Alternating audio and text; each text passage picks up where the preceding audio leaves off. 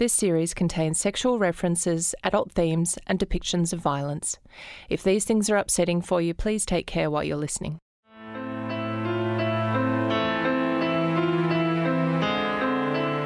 From the Sydney Morning Herald and The Age, this is Bondi Badlands, proudly sponsored by ACON and Waverley Council. Episode 4, Thrill Killers. A beat is also an area where there's not a lot of casual surveillance, so you don't have a lot of people around seeing what you're up to. They had a fair idea that kids had done that terribly brutal murder. He was unconscious and he was covered in blood. Welcome to Bondi Badlands, an investigation into a series of cliffside murders and mysterious disappearances in Sydney, Australia, in the late 1980s and early 1990s. I'm Greg Callaghan, author and deputy editor of Good Weekend magazine and the Sydney Morning Herald and The Age. It's just 4 days before Christmas, the Thursday night of December 21st, 1989, almost a month to the day after John Russell was pushed to his death from the Bondi cliff tops.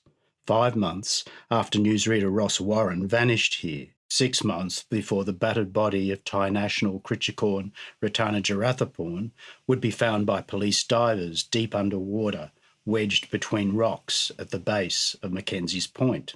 It's around 10 p.m. and David McMahon, a 24-year-old waiter, is in his small apartment in Bondi, pulling on his jogging shorts, tank top and runners. David has heard enough stories about the violence on the headland to be watchful and wary. Still, after a long sticky day at the cafe on Campbell Parade where he works, a run across Marks Park in the fresh sea air seems just what the doctor ordered. As David McMahon pounds along the seaside pathway on that summer's night, he of course has no idea of what's about to befall him. On a rare visit back to the cliffside walkway a few years ago, as the waves crashed on the rocks below, David recounted the events of that night. My story is that I was going for a run in the evening. I came across this group of teenagers. I tried to avoid them. I actually went another way. And then they surprised me, bashed me, and dragged me some distance to just over behind me to where they were going to throw me off a cliff, which is the same place they threw another person off. I knew the area, so I knew where they were. I had loose gravel, and I knew if I threw them off their balance, I may be able to get away, and it's exactly what I did. I turned really fast and just knocked them off their balance. Charged on adrenaline, David flew up a flight of nearby stairs. A balcony light suddenly switched on in one of the apartments above, and a middle-aged man came out onto the balcony. David yelled out to him he'd been bashed. "I'm not helping you," the man shouted back. "I don't help poofters." The light went out. David suffered cracked ribs, a bleeding ear, where an earring had been torn out, loose teeth, a fractured finger, and severe bruising to his face and torso. Among his 20 or more attackers, about 4 were young women who stood by, cheered and laughed as he was attacked. There were chants of, "You're a poofter. You don't deserve to live." After that, I made my way back to home. I rang the police. They came to my unit. They laughed at me, walked out the door. I then went to the hospital, and I heard nothing else of it for quite a few weeks. And then I had to go down to Bondi Police Station and give a statement. And that's when it really started to affect me in ways, being thrown in a cell as the victim of a crime and being treated and looked at and laughed at. So it wasn't very good for me. And then nothing more for quite some time, and then being a part of the inquest into the deaths, and then Operation Tarrandall. So it was a slow process. The ringleader's threatening words would remain etched in David's mind for years to come. "Let's throw him off where we threw the other one off." Not just words, but the fair-haired face of the ringleader, someone he'd seen hanging around Bondi especially around a surf shop on Campbell Parade. One or two of David's attackers may have recognised him too. He heard someone yell, "Don't let him look at us. He knows me."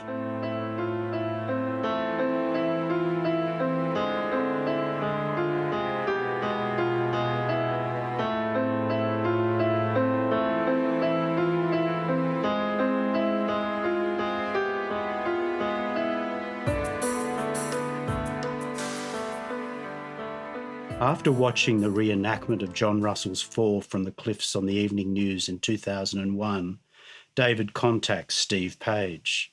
It's the first time he's spoken with police about the attack in over a decade. Page, with the help of another detective and a video camera operator, accompanies David on a walk around the headland, retracing his steps on that fateful night. They wind up on a spot on the Bondi side of the headland where David says he was dragged along the pathway to the cliff edge. "This is where they tried to throw me off," he says. Page recognises this spot immediately. The pair are standing where John Russell had likely been hurled to his death 11 years before. But Page also knew these crimes were notoriously hard to prove because of the lack of public witnesses. A beat is also an area where there's not a lot of casual surveillance, so you don't have a lot of people around seeing what you're up to. If you don't have people around, you don't have witnesses. So the degree of solvability for crimes you're in is quite low. When Page types the name of the young man David had identified as the ringleader of the attack into a police record system, he finds him associated with a long string of offences. Between 1987 and May 1992, Sean Cushman had come under the notice of the police 32 times for offences ranging from stealing, possessing a prohibited drug, graffiti offences, to the far more serious charges of violent assault and disorder. But a couple of offences stand out.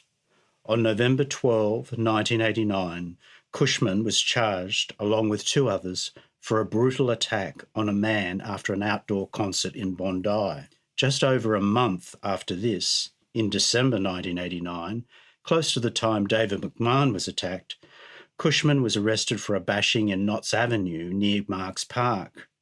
From police photographs, the victim identified Cushman, the alleged ringleader of the Bondi Boys, as well as David McAuliffe, one of the so-called Tamarama Three, as his attackers.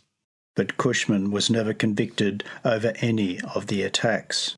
Cushman was one of the leaders of the Bondi Boys, and the detail that I got from the victim, the man we've been referring to as the one that got away, it absolutely sounded like it was that group that was involved in his attack. Only 7 months later, David McAuliffe would go on to kill Thai waiter Krichikorn Ratana Jarathapurn with his brother Sean and their mate Matthew Davis. Page fished through the old reports by Steve McMahon, the detective who led the investigation into Krichikorn's murder, and the records of the jailing of David McAuliffe, Sean McAuliffe, and Matthew Davis. The report, dated April 1991, said, Cushman is reputedly the leader of a loosely connected gang of street thugs who have been terrorising people in the Bondi Beach and South Bondi area for some considerable time. Cushman has yet to be interviewed for his part in a gang attack on David McMahon on the 21st of December 1989. Page contacts a couple of police officers working in Bondi at the time who recalled a gang of street fighters and graffiti artists who called themselves the Bondi Boys. Cushman appeared to be their leader, they said. Witnesses said that the Bondi Boys used two graffiti tags, PTK, People That Kill, and PSK, Parkside Killers, that they spray painted around the local area at the time, especially on the walls and the rock faces of the cliffside walk between Bondi and Tamarama. But Cushman consistently denied being a member of the gang, and there was no corroborating evidence to prove it was him who attacked David McMahon. 7 years later, in September 1996, Cushman was charged with being an accessory to the murder of London postman Brian Haglund, who was on holiday with his fiancée, Connie Casey. The couple were walking hand in hand back to their accommodation in Bondi in the early hours, Haglund carrying a bouquet of flowers for her. In court, Connie Casey testified that Aaron Martin, who was swaggering along the street with Cushman, launched an unprovoked attack against Haglund in a drunken rage. Casey had valiantly tried to fend off Martin with a handbag during the attack, but her partner of 7 years' injuries were grave. 25-year-old Connie Casey will never forget the crazed look on the face of her fiancé's killer. His eyes were glazed, he was robotic. And it was like he didn't even see Brian. He was looking through Brian, but he needed someone to take his anger out on. 28-year-old London postman Brian Haglund was beaten to death in a random and unprovoked attack. Just punched Brian and dragged him to the ground.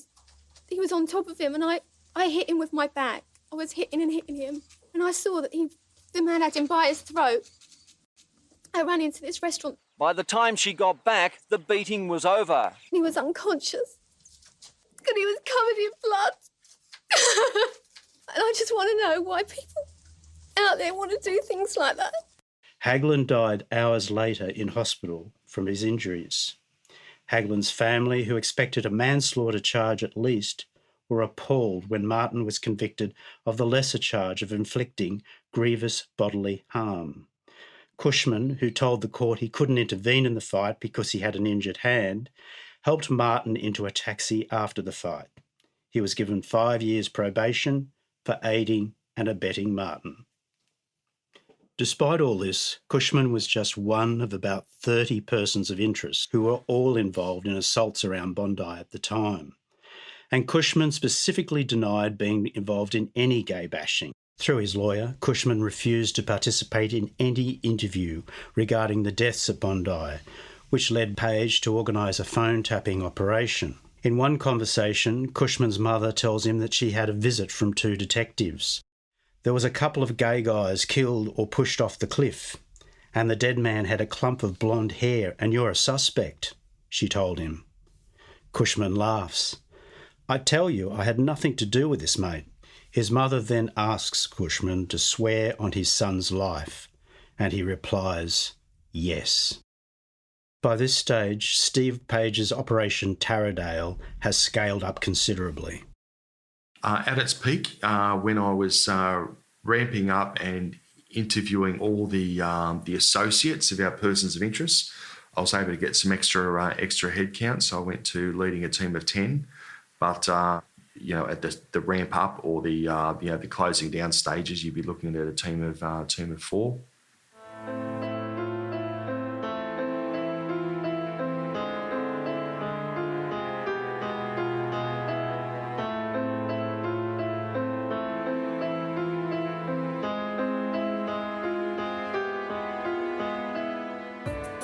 Page is standing at the base of the cliffs on the Tamarama side of Marks Park, peering into a honeycombed pocket of rock. This was where Ross Warren's keys were found, Page explains to the man beside him, who we'll call Robin. Robin has contacted police after watching the reenactment of John Russell's fall over the edge of the cliff headland on the evening news. Robin is reed thin and no more than 160 centimetres tall, and his account of what happened to him here on the cliff tops showed the violence wasn't limited to bashings and murder. Robin tells Page he'd been sexually assaulted in Marks Park in March 1990, but failed to report it at the time out of shame and a belief that, in any case, the police would do nothing. Robin tells Page he'd been approached by a white, tattooed man in his early 20s who invited him into the bushes for sex, but he was ambushed by 2 others. He tells Page that he met Ross Warren in Wollongong in 1988, where Robin still lives, and has agreed to come up to Sydney to do a walk around the headland. Someone would have lured Ross down here, he tells Page at the base of the cliffs. He probably put his keys there so he could collect them when he was finished. But while Robin's theory is plausible, Page doesn't think it really gels on one vital point. Why would Ross take his car keys out of his pocket in the first place? And if he did place the keys so neatly in the alcove, why would he do so in front of his killers? A more likely scenario was that the killers tossed the keys off the cliffs in a similar contemptuous fashion to how John Russell's murderers flung his packet of cigarettes and coins over after him. Perhaps an angler or a beachcomber had spotted Ross's keys on the rock platform and left them in an easy-to-see location if he ever came back. Robin tells Paige something he'd heard from other friends of the late newsreader. You know, Ross would have been horrified by all the publicity surrounding his disappearance, he tells Paige. Being on Oxford Street that night, being last seen at a gay beat, it would have been terrible for him. As Paige drops Robin back to Central Station in his car, Robin has a very sad confession to make. I have only 6 months to live, he tells Paige. I don't have an immune system anymore.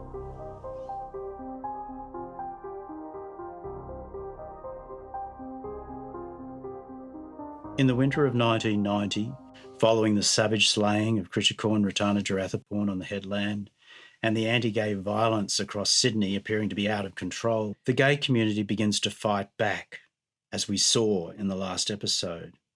In January 1990, Sue Thompson, a former lawyer and state ombudsman investigator, starts as New South Wales Police gay, lesbian, client consultant in police headquarters. Thompson sees it as a job, and it's a tough one, to bring peace between police and the gay and lesbian communities and effect organisational change in police culture. But Thompson has a very personal reason for joining the force. So a very close family friend, was murdered at the end of 1989. And so suddenly all of us who were his close friends had to deal with the New South Wales Police in regards to, you know, what had happened, any evidence or information we had, etc. And what was really apparent very quickly was how homophobic the police were. And it was really shocking to everyone. So all of Michael's friends said to me, you get to liaise with the police because you're the only one who can deal with them. Sue Thompson set about building bridges between the police and the gay community. She was contacted by Detective Sergeant Steve McMahon, who was in charge of the murder investigation into Richard Johnson and who would go on to lead the investigation into the murder of Critchacorn Ratana Jarathapurn 6 months later. He needed her help with the Johnson investigation, which would later lead to the conviction of the so-called Alexandria 8 for the killing. The very first day I began in police headquarters, Detective Sergeant Steve McMahon rang me up, and because there was a murder of a gay man in a park, Alexandria Park, he was trying to solve that murder and he wanted my help in dealing with local youth workers, etc., because they had a fair idea that kids had done that terribly brutal murder. Over a few months the following year, 1991, McMahon planted listening devices in the detention centres where the 8 young men who'd murdered Richard Johnson were incarcerated. He was the first officer in the New South Wales Police to investigate possible suspect links between the different murders, notably in the death of William Allen, who was killed in the same spot in Alexandria Park a year before Richard Johnson, and Critchacorn Ratana Jarathapurn, who was killed at the Bondi cliff tops 6 months after Johnson.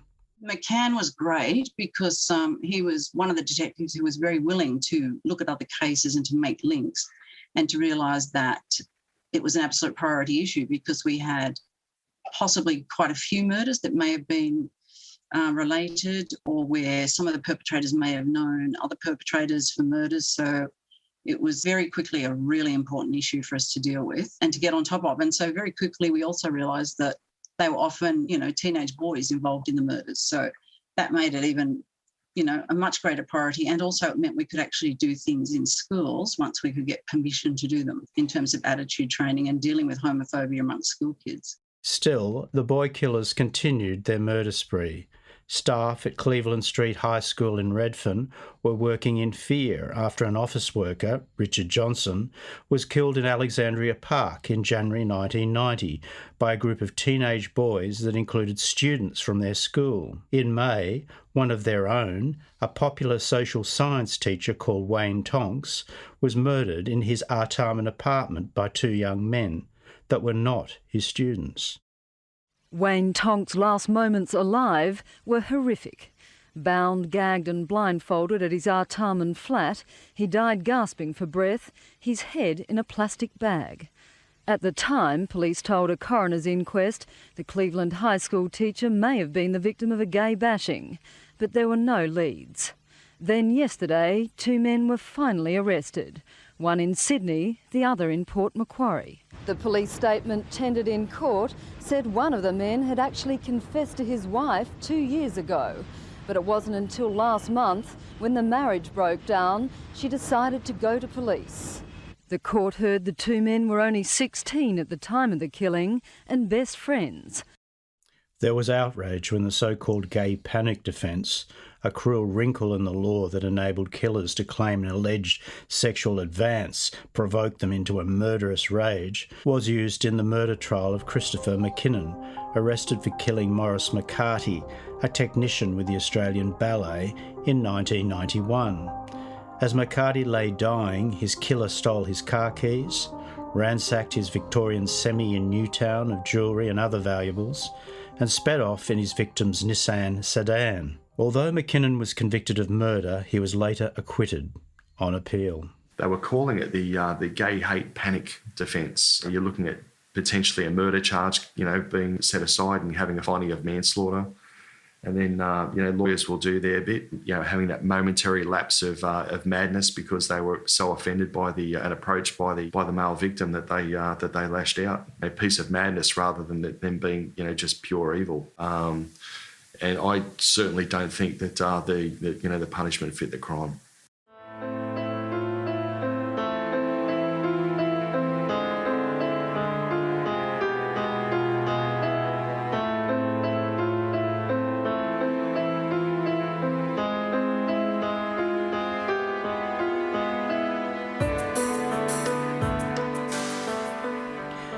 Steve McCann's secret recordings in the detention centres in 1991 revealed a premeditated campaign to bash and kill gay men, from Alexandria Park to King's Cross and Centennial Park to Bondi and Tamarama. One boasted of going cliff jumping and pushing gays over the edge. He mimicked the cries of help of his victims, adding he used to love how they screamed. It was heaps funny, he said. Another took callous pleasure from seeing stories in the media about the killings. Got heaps of clippings at home, man, from all the poofters we bashed, he boasted. It's a sport in Redfern. It's a fucking hobby, mate. McCann was nicknamed the Gay Avenger by some of his fellow police officers for his investigations into the killings of Richard Johnson and Critchacorn. In a police force that was still largely homophobic, this wasn't meant as a compliment. Unfortunately, the good detectives, the detectives with conscience, the detectives who regarded the killing of a gay man as being as worthy of an investigation as that of a straight man, were often singled out for mockery by their colleagues at the time. Just to set the record straight, Steve McCann, who led the original investigations in 1990, and Steve Page, who picked up the Bondi murders and disappearances 10 years later, are both heterosexual. And another straight detective who took a stand against police maltreatment of gays at a police station in inner Sydney became the target of a nasty bullying campaign. You'll hear his powerful story in the next episode. McCann's secret recordings of the Alexandria Eight, those who killed Richard Johnson in Alexandria Park, indicated some members may have been involved in the fatal bashing of William Allen in the same spot a year earlier. In a conversation between Ronald Morgan and Dean Howard, they spoke of another attack by other youths with eerie similarities to the murder of William Allen. Yeah, he crawled home and died in a coma, that other bloke that was in the fucking paper, said Morgan. Although Steve McCann was the first to join the dots between the murders, his work remained in mothballs for over a decade after he left the force for good. No one was interested in investigating any of the connections until Steve Page came along in 2000 and answered that letter from Kay Warren, Ross Warren's mother. Page continued to work through the frustrating fog that enveloped the connections between the different gang members. This much he knew. Sean Cushman, alleged leader of the Bondi Boys, knew David McAuliffe, one of Critchacorn's killers. Ronald Morgan, one of the killers of Richard Johnson in Alexandria Park, also knew the McAuliffe brothers, as they'd grown up together in the Waterloo area. More social connections were emerging. Morgan was recorded in prison saying the following: "I had me new box from America on that day too. I had all blood over 'em. He should have went over the cliff that night, but he didn't. We went down and put a cigarette butt out on his head." It was becoming clear to Page that there may have been other attacks on the cliff tops, some possibly very serious, that went unreported.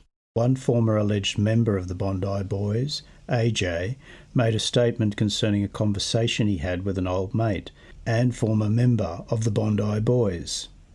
They were seated at the breakfast table at a drop-in centre in Roscoe Street, Bondi. "Remember those puffs that got pushed off the cliff about 10 years ago?" AJ's mate said. "We were the Bondi Killers, the PTK. There are not many of us around anymore. We were just mucking around. We grabbed one of them and pushed him. We pushed him back and he just fell off the cliff. Some newsreader from Wollongong." AJ's mate added, "We got quite a few of them, but one got away and talked to the police."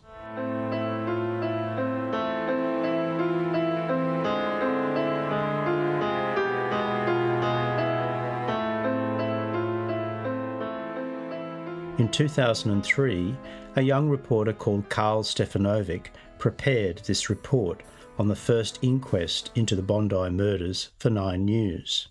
Wollongong television presenter Ross Warren was starting a promising career when he disappeared from Bondi more than a decade ago. His body has never been found. Police, friends and family have no doubts, though, he was murdered. We know something bad's probably happened to him. He's probably suffered pain. God, I hate to think what happened to him. Police suspect he and another man, John Russell, were attacked and thrown from the cliffs at South Bondi. Detectives staging this reenactment last year. Now they believe a brutal gay hate gang was responsible for those and 4 other murders in Sydney between 1987 and 1990. There are a number of youths who would form together as packs and commit cowardly assaults on members of the gay community. The gang called itself the Bondi Boys, or the PTK, short for the Part-Time Killers. Suspected members have been questioned, including a first-grade rugby league player. They, along with victims of other assaults, will give evidence to the coroner early next year. Police have collected more than 400 statements for the coronial inquest, and despite the length of time since the attacks, they remain hopeful that one day they will make an arrest. It's difficult, but I'm optimistic that we will get what we're after. Carl Stefanovic, National 9 News. In a police interview at Port Kembla on the New South Wales south coast, Adam French claimed to Page he'd never been to the Bondi cliff tops after nightfall. He was shown a photograph of Warren and Russell and said he'd never seen either of them before and had no knowledge of their deaths. Page pushed the button on the tape recorder in which French's voice could be heard boasting to fellow inmate Dean Howard how he and several mates bashed a gay man with a skateboard and pushed him off a small cliff before stealing his car. "That," said Page, "was what you said back in 1991 at Keelong Detention Centre." French quickly dismissed this as skylarking, boasting. French wasn't happy that he'd been recorded. The conversation was lawfully recorded as a result of a warrant issued by the Supreme Court judge, Page explained. "I'm sure we never pushed anyone off a cliff that didn't get back up. That cliff wasn't that high," added French. "Like I said on the tape, the guy got up, screaming. No one went off any high cliff or entered any water." Matthew Davis, convicted of the murder of Critchacorn, was interviewed at Campbelltown Police Station. "The Thai national, how did he meet his death?" the detective asked. "He was backing away and he was like he was gone. There's the cliff face and he's backing away. He's fallen off the cliff and then apparently he's hit a ledge and then he's gone off that and ended up in the water."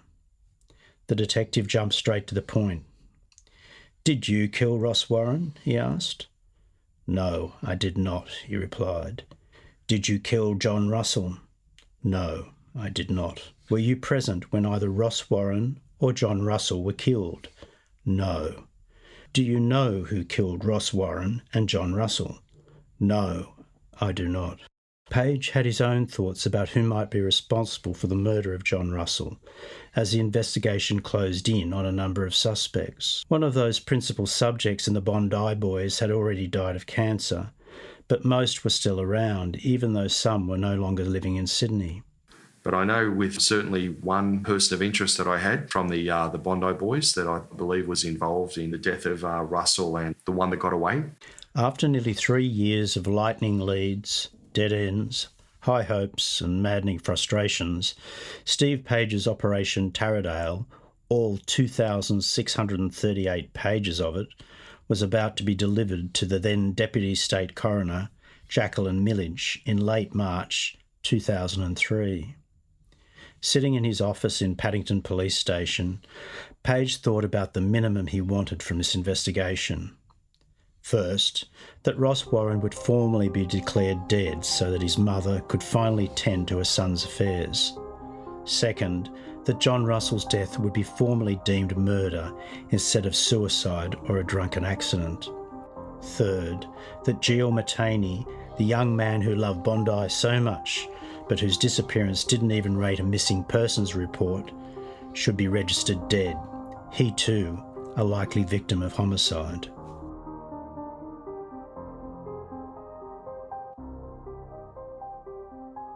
Now Page dared to think what he'd really like to happen: a murder trial, or trials leading to convictions. Page knew the upcoming inquest would attract a fresh round of publicity to the cases, which might open other doors on potential witnesses. That's why he intended to keep the engine of the investigation humming away as the hearings proceeded. One day around this time, Page happened to be standing at the inquiry desk of the coroner's court in Glebe, a grim, mustard concrete bunker of a building facing onto traffic-choked Parramatta Road. He was there when Jacqueline Millage happened to stroll past and hear the words Operation Taradale uttered. She told Page she'd heard very good things about his investigation. A former police constable who went on to study law and become, in rapid succession, a magistrate and deputy state coroner, Millage may have had a kindly demeanour, but she had a mind like a steel trap. As he was to later discover, Page couldn't do much better than a coroner such as Millage. What she would deliver in her findings to the court further down the track will be a damning indictment of police inaction in the original investigations into the deaths of Warren and Russell. Findings that will seize the attention of a packed courtroom and grab headlines. Next time on Bondi Badlands. And he was screaming it.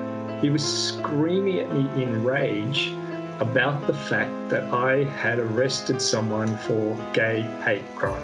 We don't charge people with kufta bashing here. The investigations were absolutely inadequate, naive and shameful. But the end product with Operation Taradale was just a complete turnaround. Bondi Badlands is sponsored by Waverley Council and ACON, a New South Wales-based health promotion organisation specialising in community health, inclusion and HIV responses for people of diverse sexualities and genders. Special thanks to our podcast guests Steve Page and Sue Thompson. Our thanks to Georgina Jennings at 9 Archives. The David McMahon interview was supplied by ACON. Special thanks to Michael Atkinson, formerly of ACON. Bondi Badlands is based on the book of the same name by Greg Callahan, who narrates the podcast. Original theme and podcast production by Ian Cuthbertson.